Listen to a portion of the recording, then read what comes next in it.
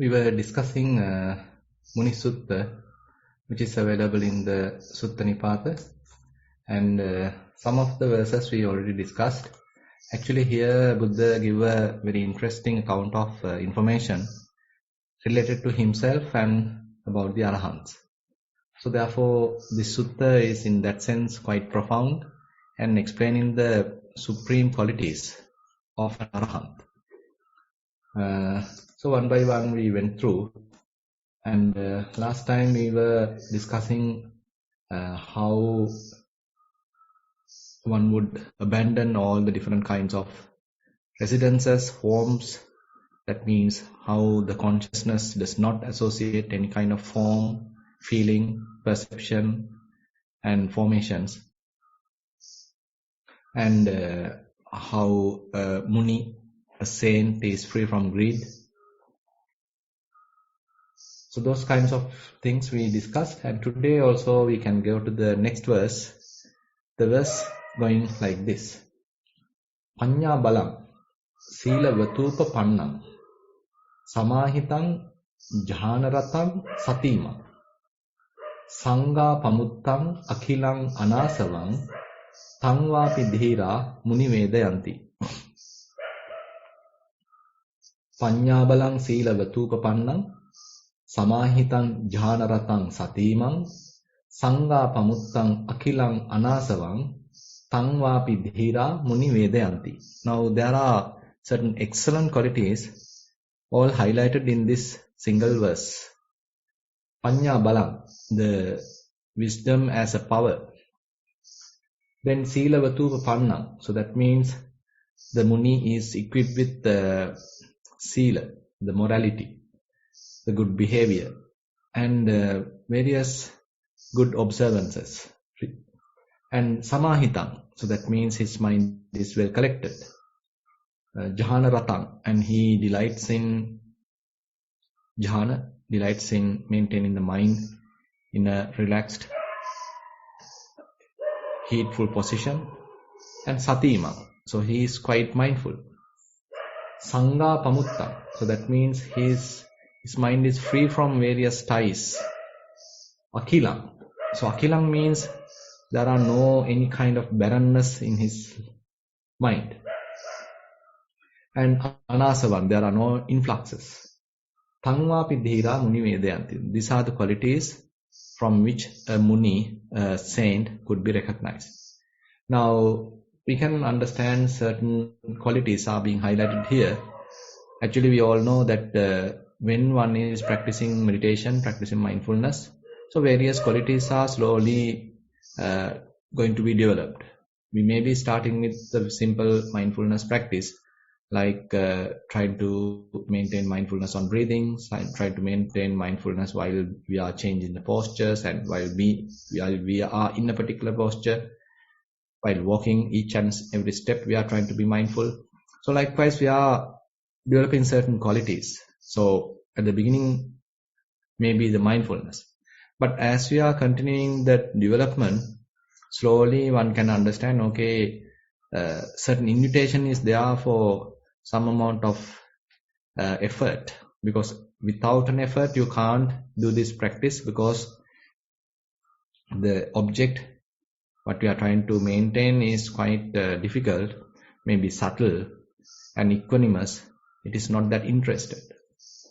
Unlike, say, we are watching a movie or listening to music, where our special attention is not required.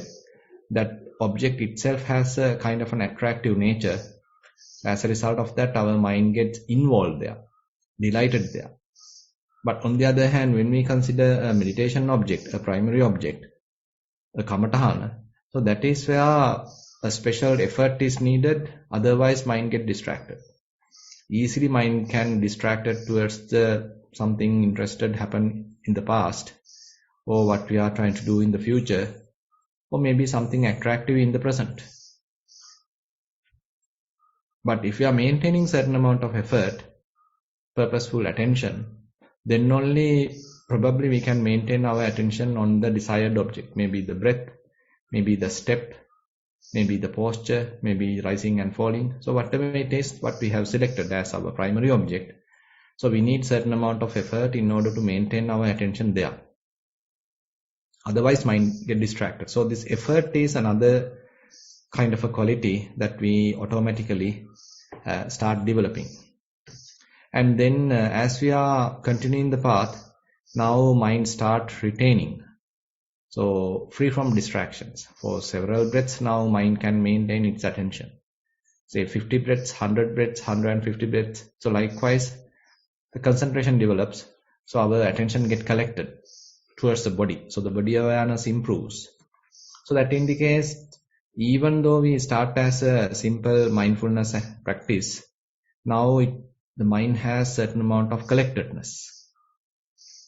And when thus such kind of qualities are available, probably now we can turn into the wise reflection or wise attention, rather than simply being satisfied with the kind of a tranquil effect coming from our practice. Now we need to investigate what's really going on. Various present moment phenomena are arising, and one can feel them, one can recognize them, and we are investigating each and every phenomena to understand their true nature.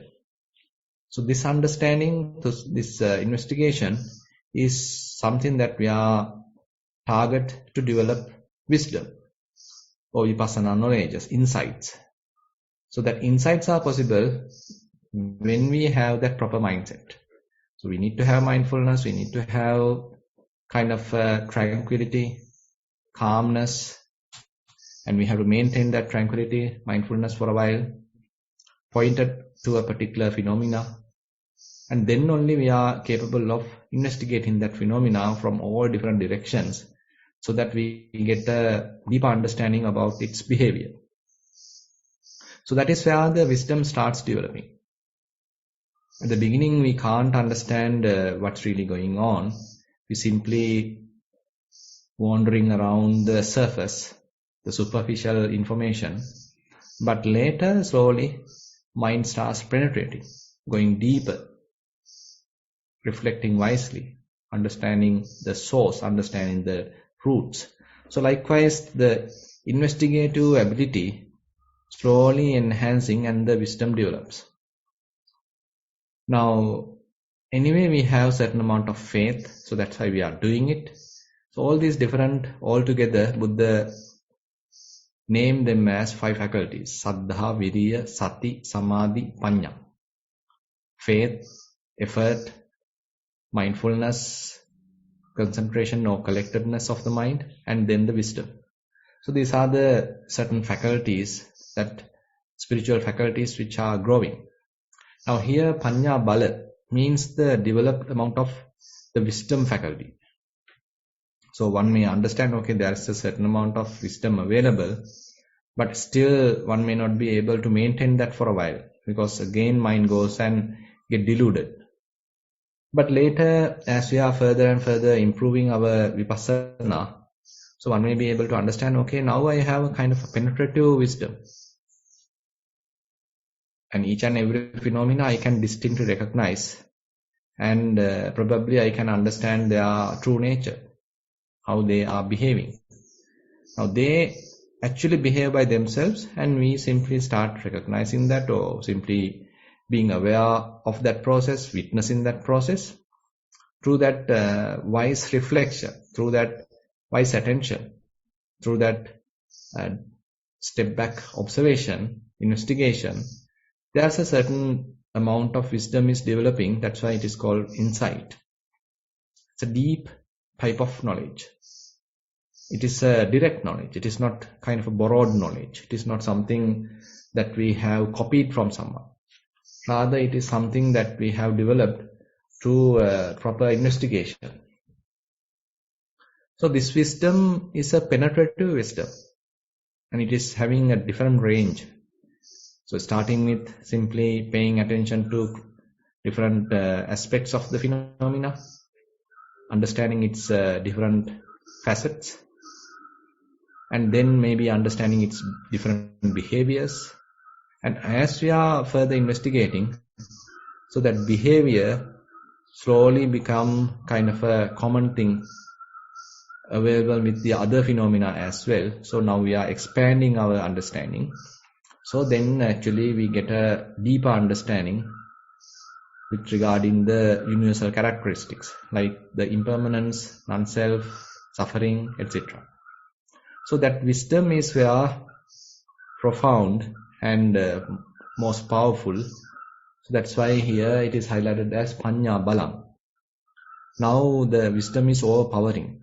The mind is fairly equipped with wisdom.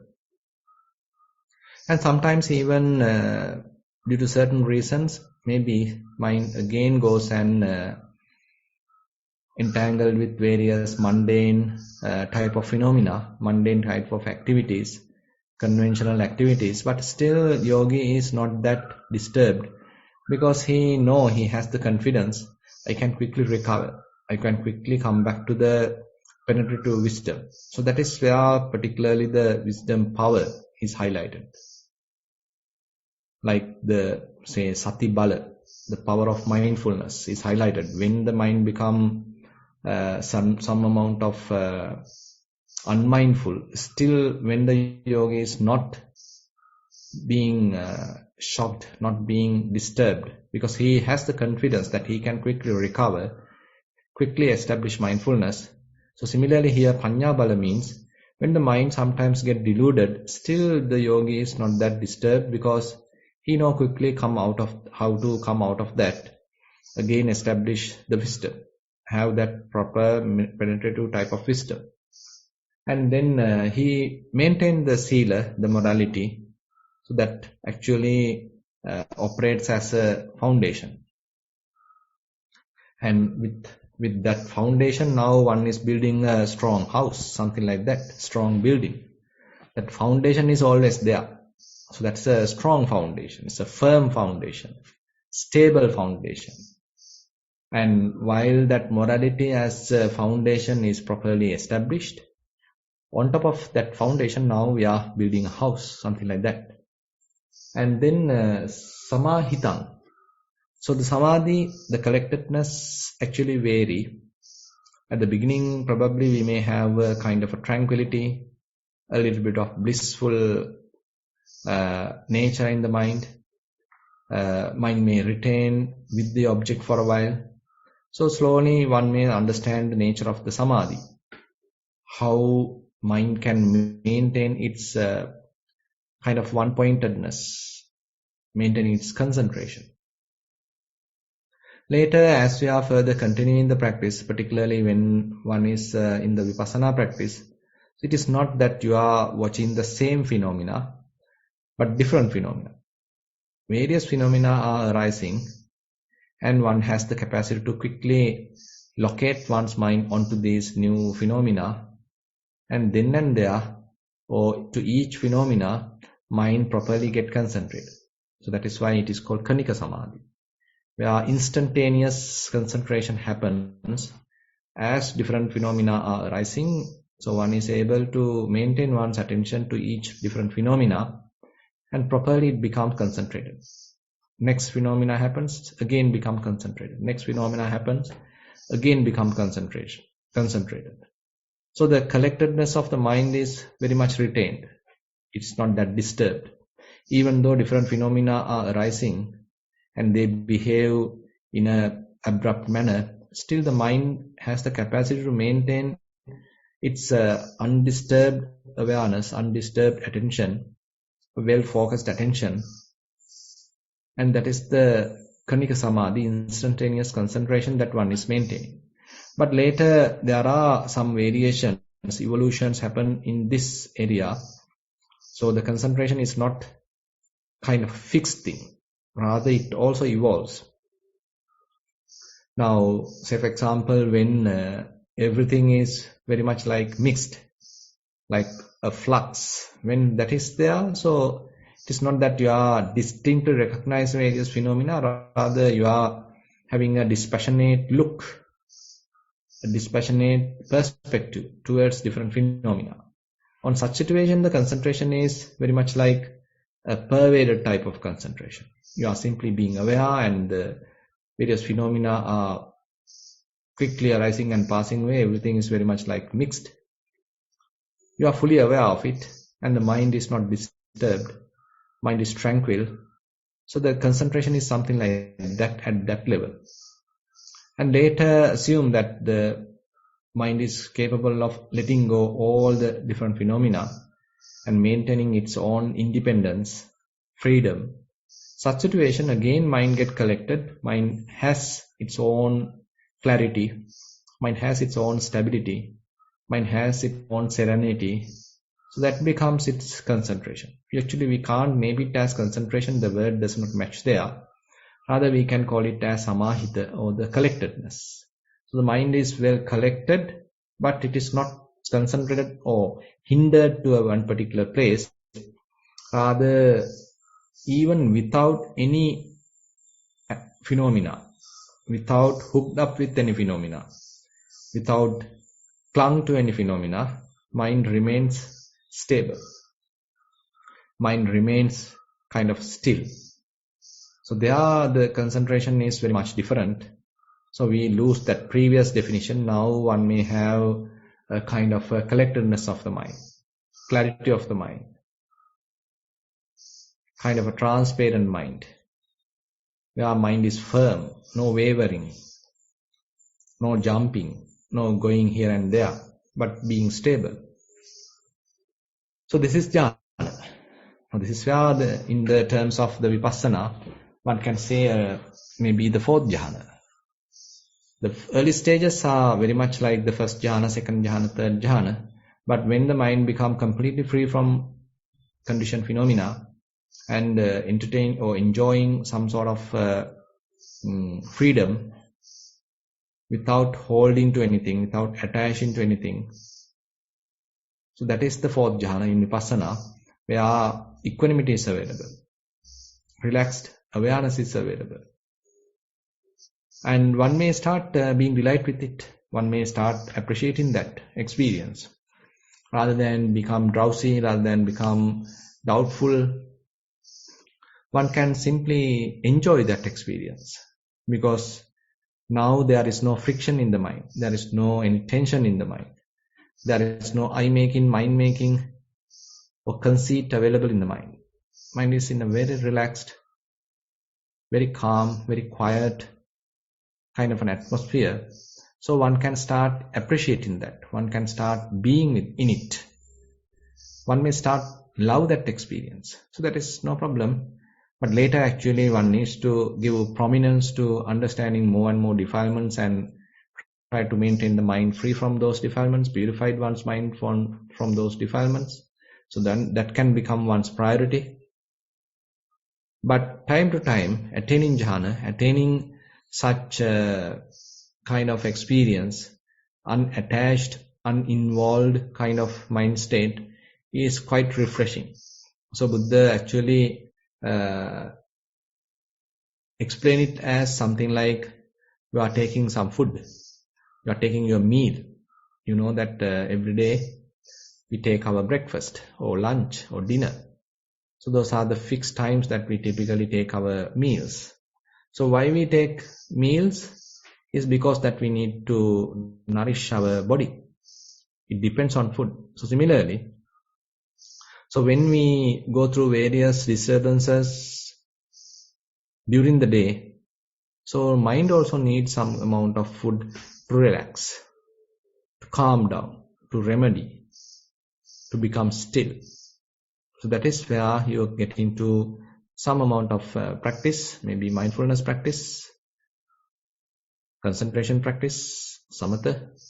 And here we can pay more attention to vipassana, where one is capable of maintaining one's mind free from any attachment. So that is where Chandaratana, so one is now delighted in such kind of an experience. Satimang, every day, every time, trying to be mindful, maintaining the relaxed mindfulness. At the beginning, it is very much like deliberately one is developing mindfulness, but later as one is growing in one's vipassana, so it becomes a natural thing available with you. Even though at the beginning it is difficult and mind is wandering, jumping, many disturbances are there. When one is training one's mind slowly, So mindfulness becomes fairly consistent, stable, and therefore one can try to be mindful every time, every moment. So then it is a kind of an endowment. One is having that mindfulness every time. It's very much like you are maintaining a monitoring process within oneself, so that mindfulness appear or operate as a kind of an ongoing observing situation within our minds. It's a monitoring process happening within our mind. It always maybe give you a kind of a direction, protect you from wrongdoings, and encourage the correct activities. So likewise, it's a self-monitoring process. Satima. That's why even the noble ones say that is the only safety, or that is the only protection that they actually maintain. They don't have weapons, they don't have any, say, arms. Rather, what they only have is the mindfulness. So mindfulness becomes one's protector, the safe guardian, and every time if it is available, one is capable of doing the proper thing. And Sangha Pamutta, various kinds of pains or various kinds of here ties happening within the mind is abandoned, freed from ties. So various bonds are there. So because of the tanha, craving, so you may have ties to the household life, you may have ties to the various titles, music, etc., etc. So if one's mind is free from ties, that means at that level the mind is free from tanha, craving. One may be enjoying a very relaxed kind of awareness, because mind is not attracted to anything. There is no availability of craving at that time, so craving may be temporarily subsided. As a result of that, mind remains calm without any agitation. Akilam. Akilam means there is no any kind of a barren type of attitude in the mind. Rather, mind is refreshed. Here in the book, it is mentioned 5 types of barrenness which can happen within the mind. So the 5 types actually are very much the faith related activities with respect to the 3 jewels. Doubt about the Buddha, doubt about the Dhamma, doubt about the Sangha, doubt about the training, and anger with the fellow monastics. So you can apply to your own maybe siblings, your members of the family, or maybe the others available in your office or whatever it is. So whoever you are associating, if you have a lot of doubts, if you are skeptic about what's really going on, so then it is quite uncomfortable within yourself. So it becomes kind of a cheto killer. Cheto, that means a kind of a disturbing experience one may be going through in one's mind. So if you have any doubt about the Buddha, any doubt about the Dhamma, any doubt about the Sangha, and even any doubt about your own Sila, so then it is quite uncomfortable.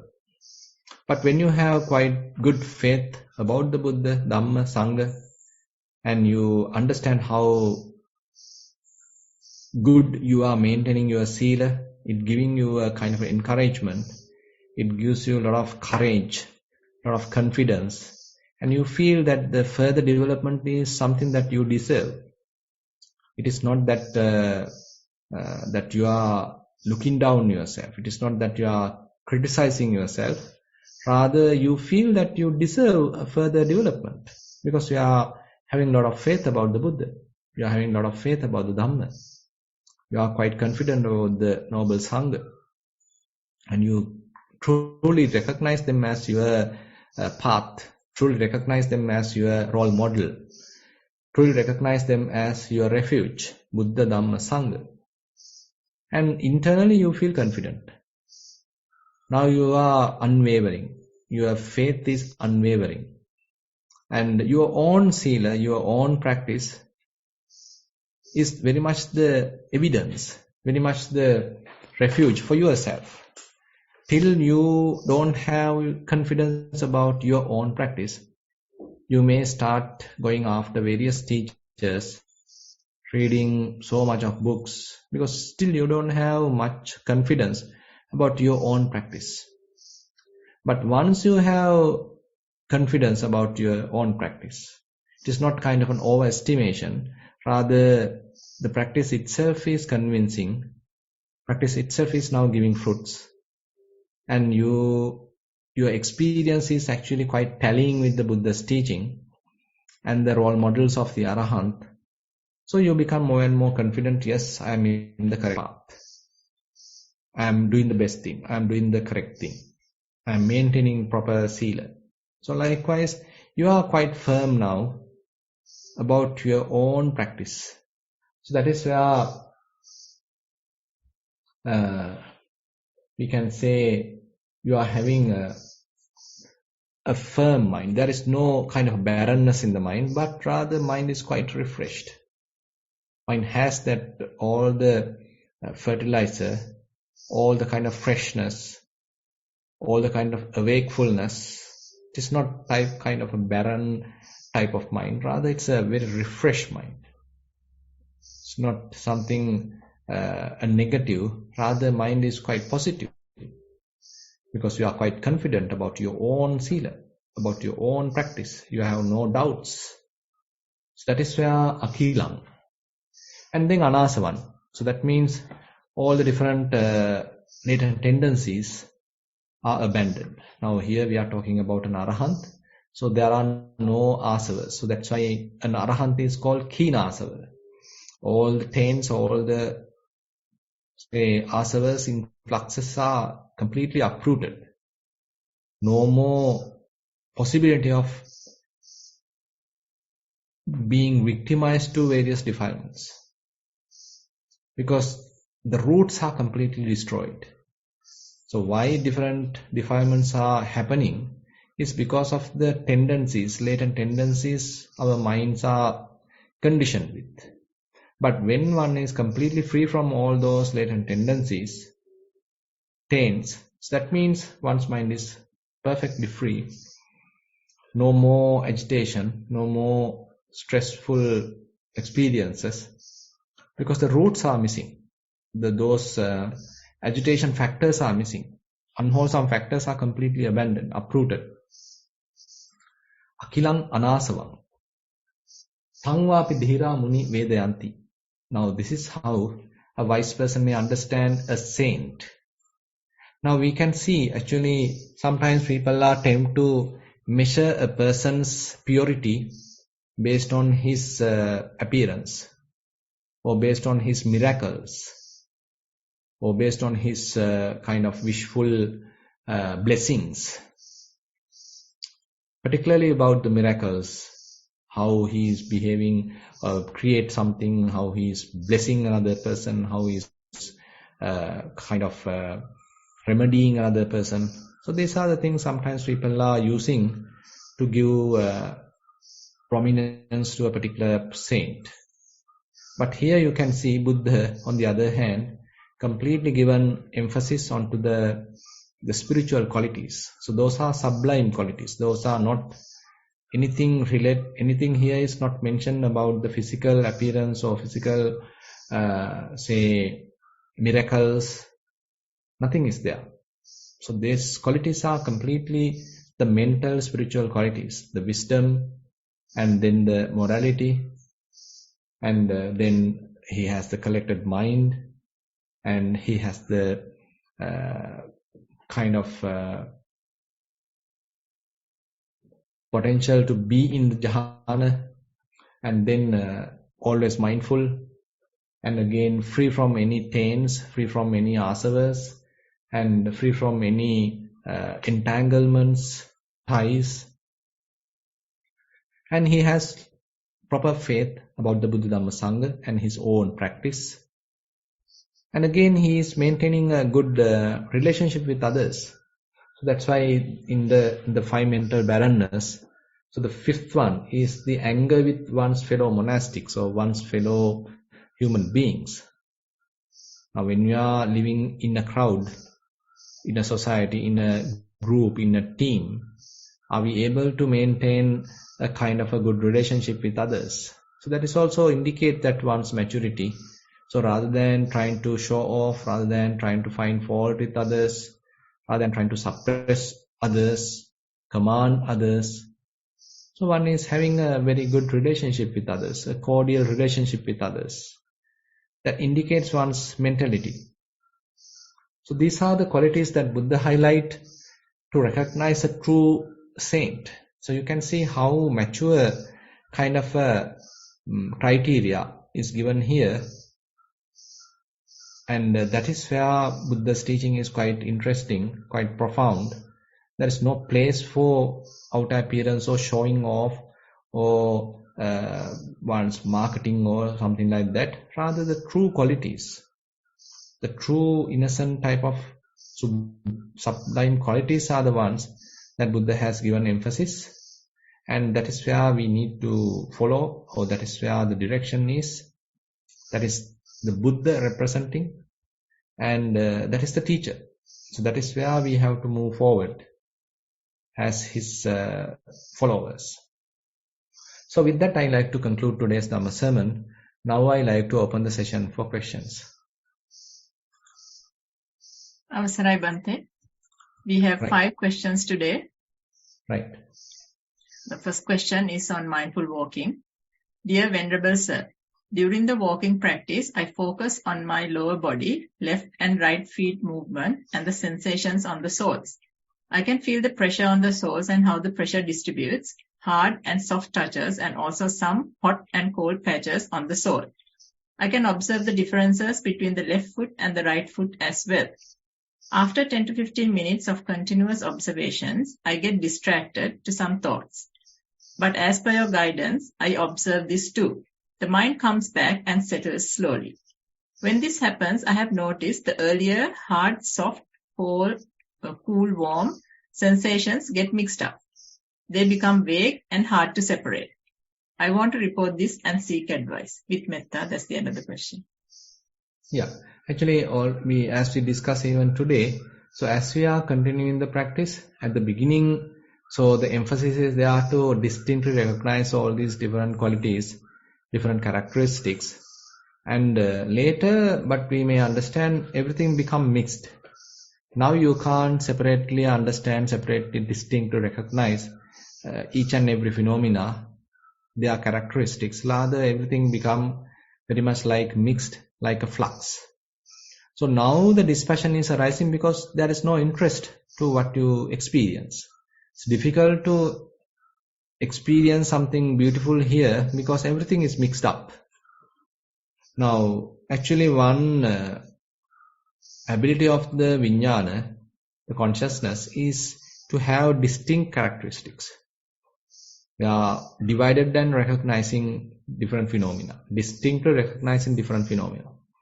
But through the practice, slowly, we are not nourishing consciousness. We are very much like weakening the consciousness, the established consciousness or deluded consciousness. So as a result of that, that distinction, dividing and then recognizing, so that becomes less and less. So as a result of that, everything appear like mixed. Everything appear like flux. And to that flux, you can't love, you can't desire, you can't attract. As a result of that, now the dispassion is available.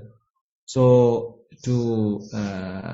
as an answer, I can tell you, okay, just continue your practice. So it's a natural thing. As we are continuing, maybe at the beginning you can, of course, recognize different phenomena, their characteristics. But as we are further moving forward, so all these become kind of mixed up, and you feel little, maybe even little lethargic, or you feel not interested, and things are happening very much in a dispassionate level.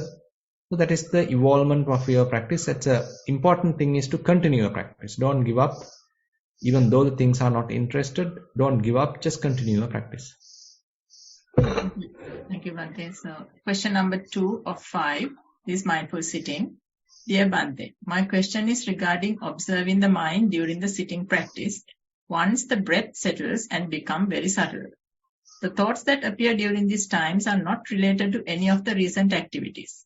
Sometimes I don't see any meaning in them as well.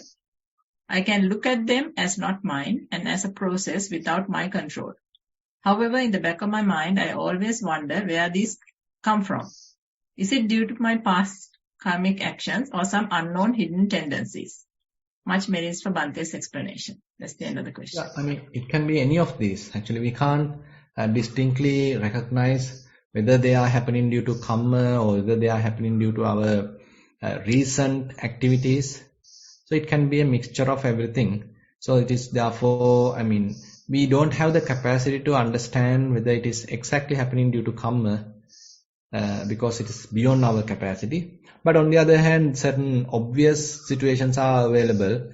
Like say, for example, before you are sitting, say you had a long conversation with someone. And now during the sitting, what you have discussed probably may come to the mind. So that is quite obvious. Or you had a kind of a influential kind of a discussion, a meeting, a disturbing meeting, or some significant event has happened. Maybe yesterday, day before yesterday. But while you are sitting, even today, it can come to your mind. So those are quite obvious things because your mind has a significant space given to that incident. So as a result of that, it can be remembered while you are sitting. Other than that, I mean, say as you are continuing, sometimes it is various other thoughts can happen, various signs can happen, but you can't understand the exact reason why they are happening, but they are happening. So our duty is to simply allow them to come, allow them to be, and allow them to go.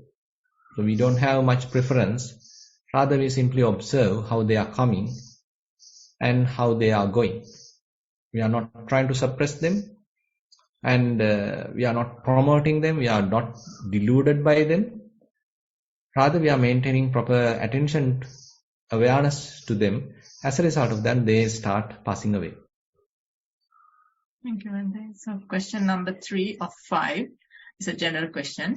Dear Bhante, can you explain the verse Sankappa Rago Purisassa Kamo? Does that mean all these relationships we have, love and attraction to the opposite sex, are all based on a fabricated mind-made illusion? Thank you, Bhante. Yeah, we can say so. Yeah, we can say so because, I mean, Nate kamayani chitrani loke sankappa rago purisassa kamo. So that's the statement Buddha made in the Nibbedika Sutta. Very interesting verse. So nate kamayani chitrani loke. So the beautiful things available in this world are not the real karma, are not the real sense pleasures. But sankappa rago purisassa kamo. But the kind of fabricated thoughts, fabricated desires, projected desires, wishes, expectations. So those are the ones actually ambitious. When one becomes ambitious, one becomes more attracted, one becomes more deluded, one becomes very much like driven by. Beautiful things may be available, but they themselves are not the problem. Then actually the Arahants, Buddha also may have the problem because beautiful things are still available. So the answer, the remedy, the solution is next given.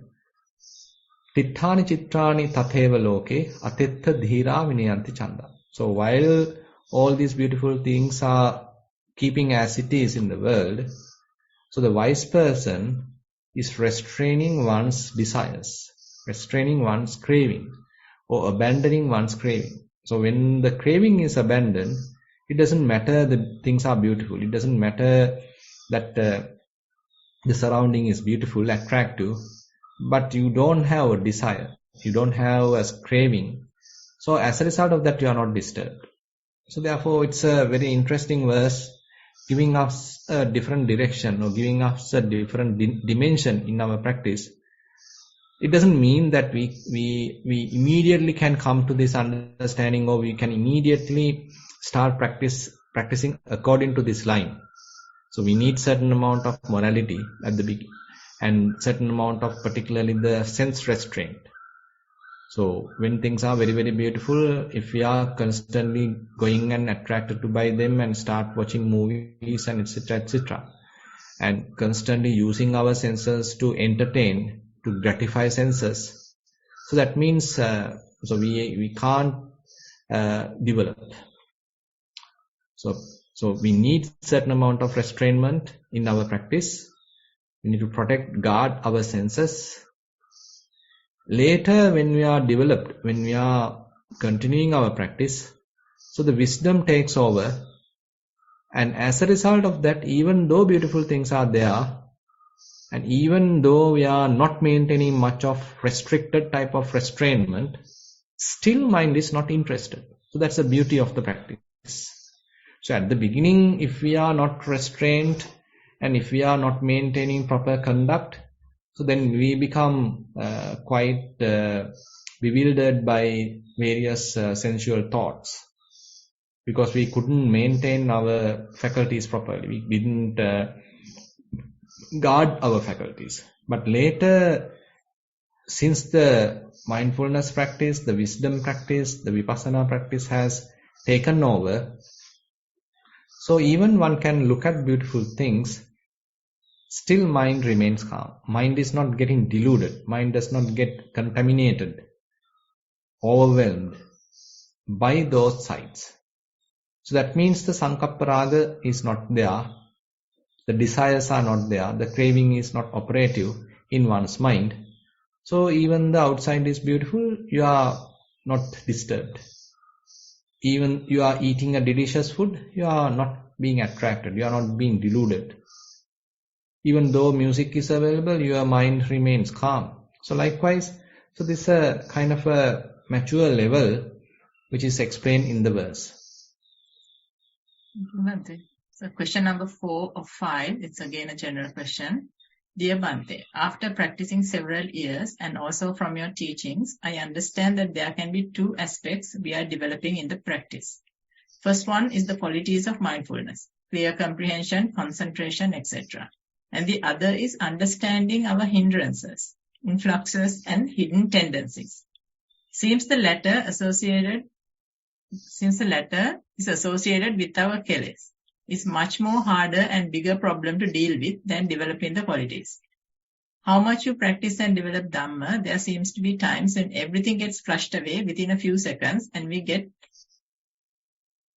a blow to the right spot.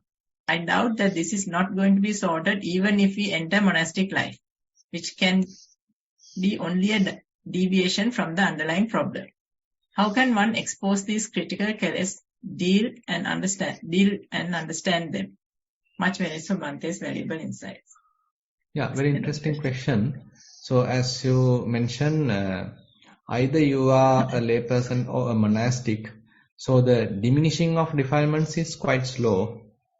But as a monastic, there may be certain conducive qualities, conducive environment more suitable for that process. So for example, if you are living in a forest, if the environment is not agitating, if the environment is not that influential, if the surrounding is giving you a very peaceful environment, if the mind is, the environment is not provocating you, that means you are maintaining that calmness, relaxed awareness, unattached awareness for a long time. So your mind becomes more and more stable, more and more free from defilements for a long time. But on the other hand, when one is maintaining a lay life, so you are associating more kind of attractive things, and many agitating factors are available, attractive things are available, more disturbances are available. So likewise, the mind is easily get agitated, mind easily get attracted, easily get defiled. So that's the disadvantage in the lay life in that sense. But on the other hand, even though you are a monastic, if you are not properly practicing, and while being in the monastery, say you are connected with the internet and enjoying the outside or talking to others and listening to music and reading the papers, etc., etc., still then not going to be helpful. Anyway, the process is extremely slow, so that's the examples indicate. Say, for example, Buddha say how slow the process is by giving very interesting examples. One example is that changing of the handle of the axe. Say one is using an axe to cut trees, and that is his job. So every day he is using an axe to cut trees. But say after several years, he has noticed the handle of the axe has completely worn out. Now he needs to fix a new handle. But you can't understand per day how much the handle has worn out. It's a very small amount or negligible amount it has worn out during a particular day. But after several years, one may understand, okay, this is completely worn out, you can't now use it further. So that understanding is significant, then only he may change the axe handle. So similarly, Buddha mentioned, per day, because of your practice, how much defilements have faded away, how much defilements have weakened is difficult to measure. But when you compare to your mind's quality, maybe 6 months ago, 1 year ago, and today, where it stands, then there may be a significant change, significant difference, and that is the way that you need to understand, okay, there is a progress. There is a fading off happen. There is a letting go process happen. Mind become more and more purified. Mind become more and more cleansed. Previously, suppose you get many agitations, many desires, too much talking. But now say you have less inner chatter, less defilements, less agitation. Your mind become more stable. So those are the indicators explaining or telling you, indicating you that you are progressing.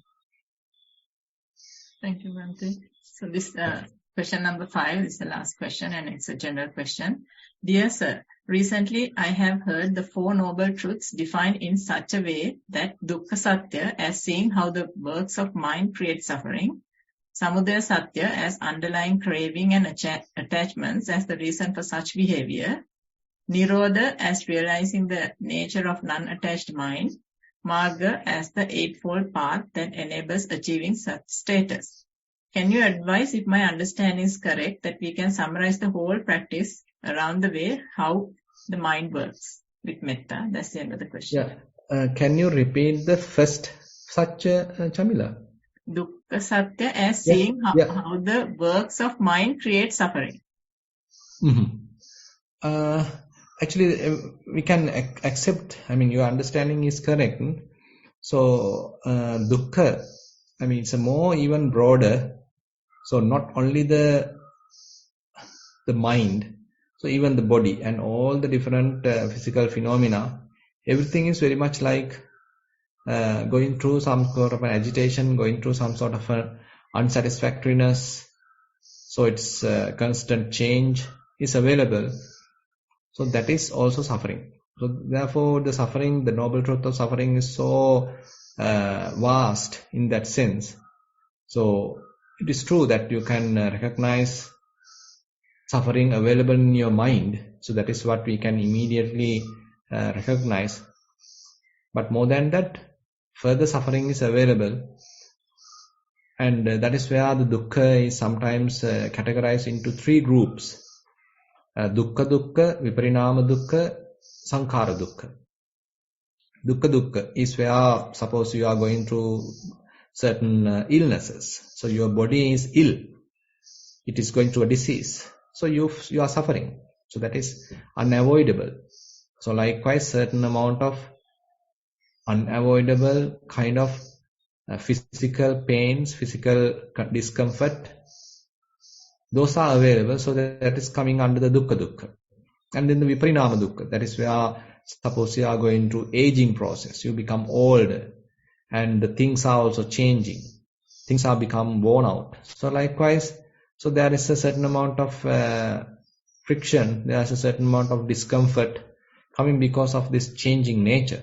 So that is another side of suffering. And on the other hand, the last one is the sankhara dukkha, where we create suffering because of our mental formations, as you mentioned, because of our works of the mind, and we prepare suffering or we create suffering. We unnecessarily fabricate suffering.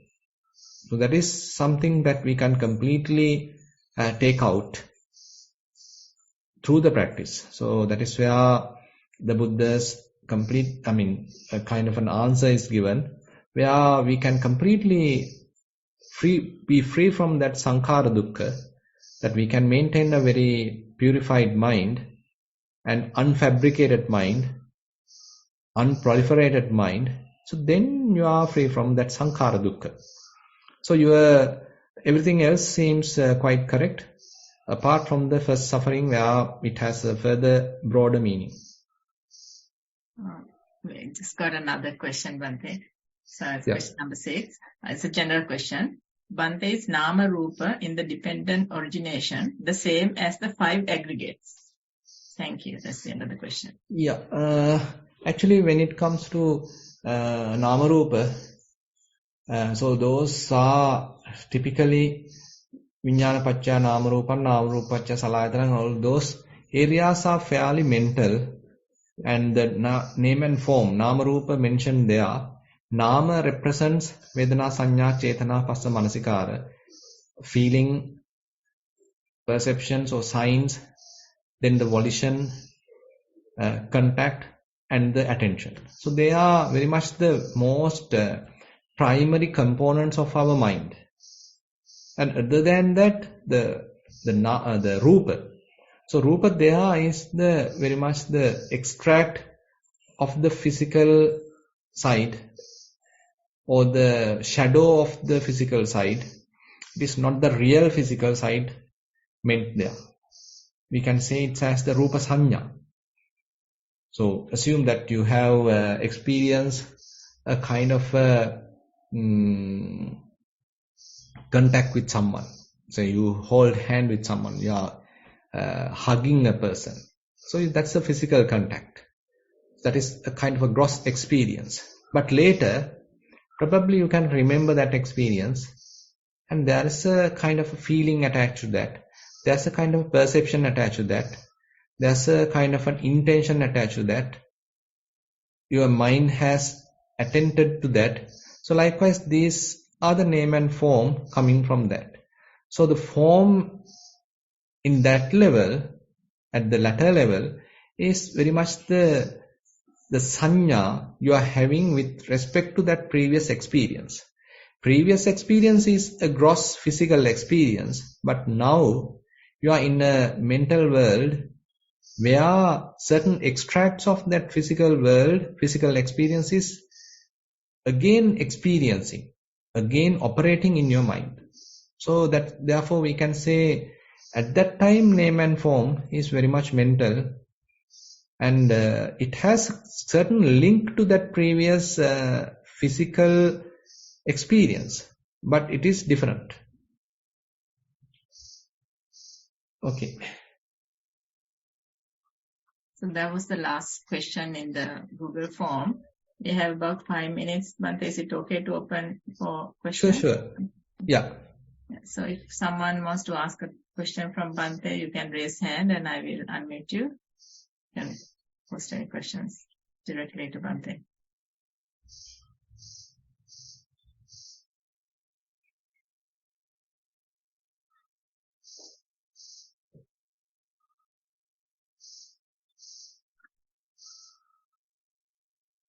So we have one person who has raised the hand. Right.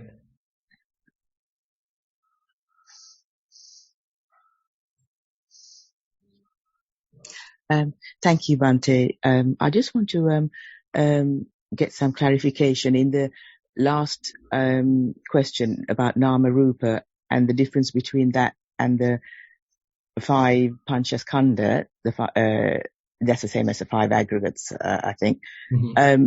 Is that so? The 5 Panchaskandha, the 5 aggregates, is that did Bhante say that's in the mind, or is that the contact, Vedana, Sanya, Sankhara, attention?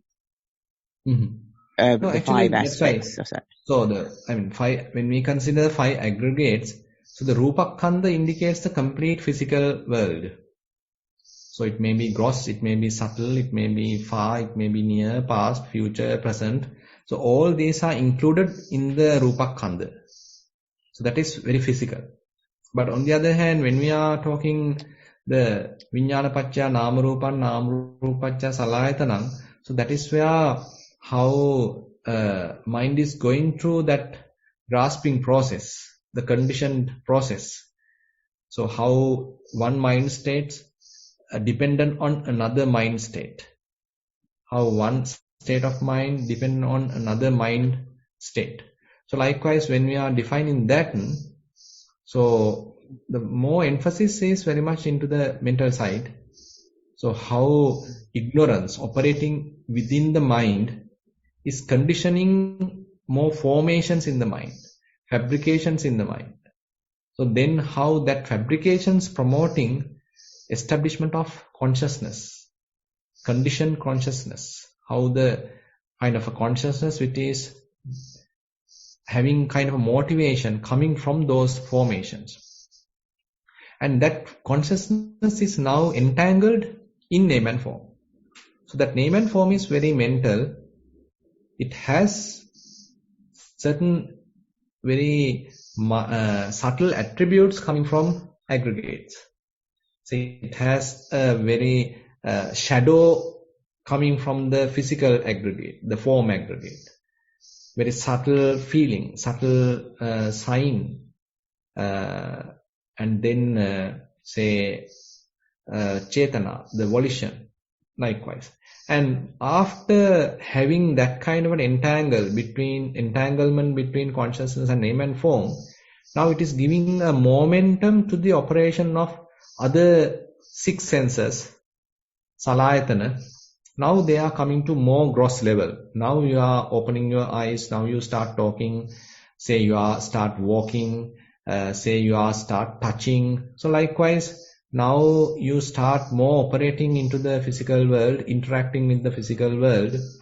Now salayatana pacca passo, now you are in contact with the outside world, and it generates more feelings, which is gross.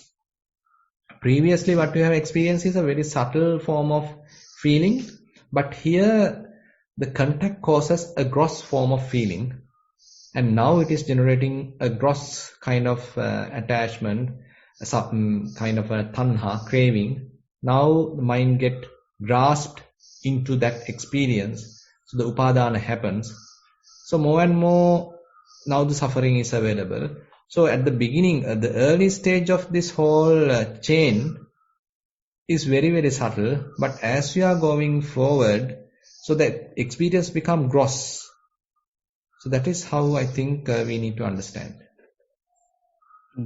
Thank you, Bhante. And yeah, that's a clear explanation. Thank you, Sadhu. Okay. So just have one more minute. If anyone has a quick question, we can take it.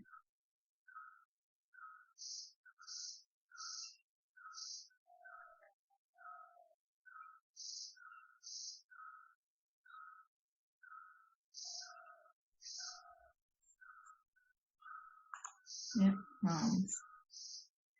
Just unmute you. There's one more question. Dear Bhante, this question is about the vibrations happening when we are walking or sitting. Sometimes I hear that in Dhammadesana that these vibrations are like sanskara, and the sanskara should be sort of thought as negative and should should not be entertained and should be kept away. And the other is to let them happen and to experience and learn. So these are two different approaches in dealing with the vibrations. So I would like to ask Bhante's kind advice on this, how to deal with the vibrations that occur during the walking and sitting. Yeah, actually, it's a matter of simply observing them. So, I mean, vibrations may be happening due to various causes, and we are simply observing them without fabricating, without generating anything on top of that. So, for example, if there is a vibration on your knee, maybe it may be manifest as a vibration, it may be you can talk it as a pain, whatever it is.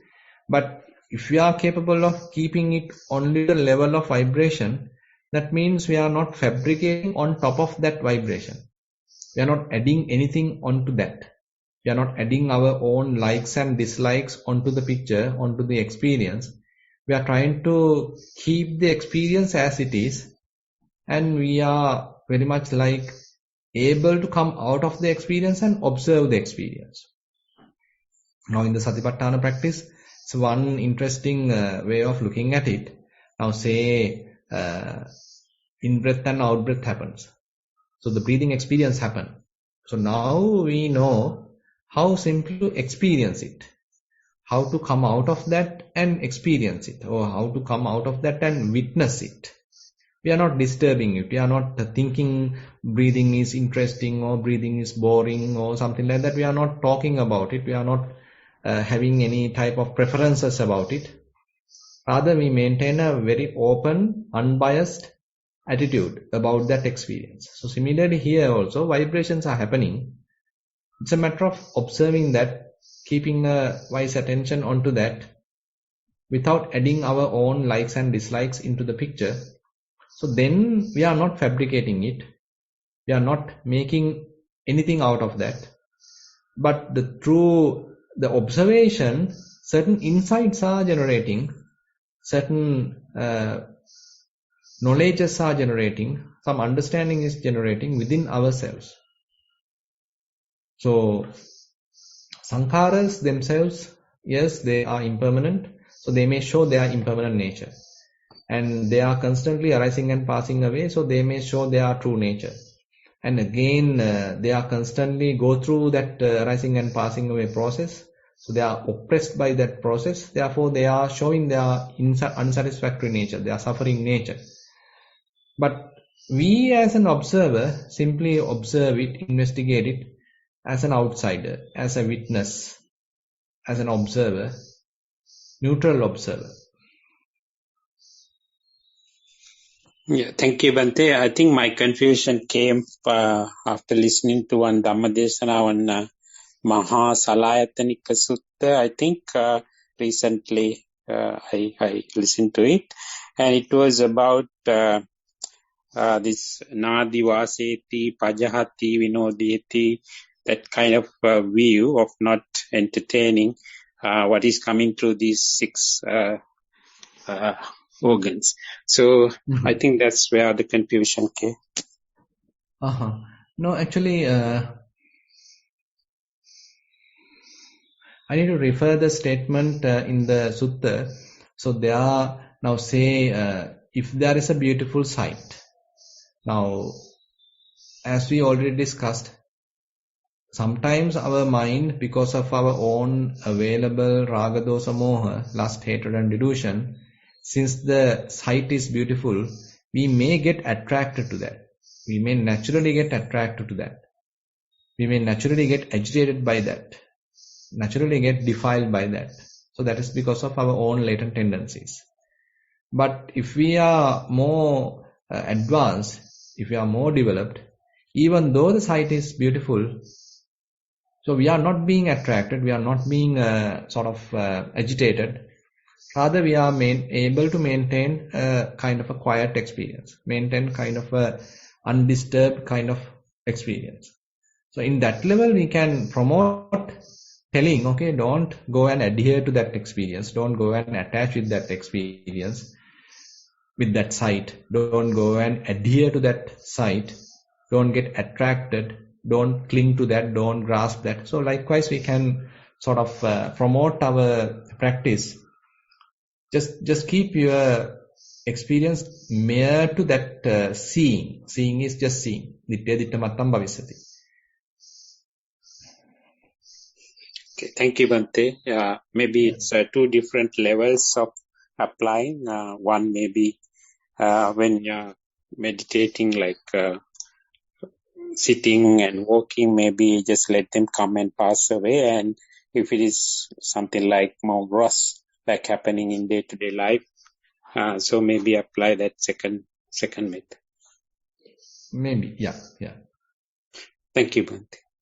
Yeah. Sadhu, sadhu.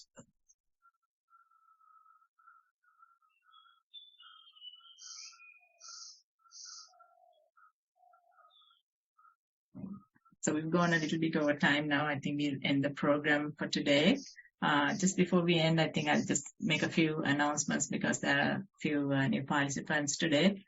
So as we've indicated before, Bhante is doing a tour of Australia in April between the Easter break and Anzac Day. So we will be sending more information regarding the places and times and all of that, and we will you'll be able to join via Zoom anyway to all the sessions. So we will be sending the information through on this mindfulness for young adults at gmail.com, that email. I'll just post it into the chat window now. So if anyone is not in that group, the email group, please drop us a note on that, and we will add you to the group so that you can get those notifications.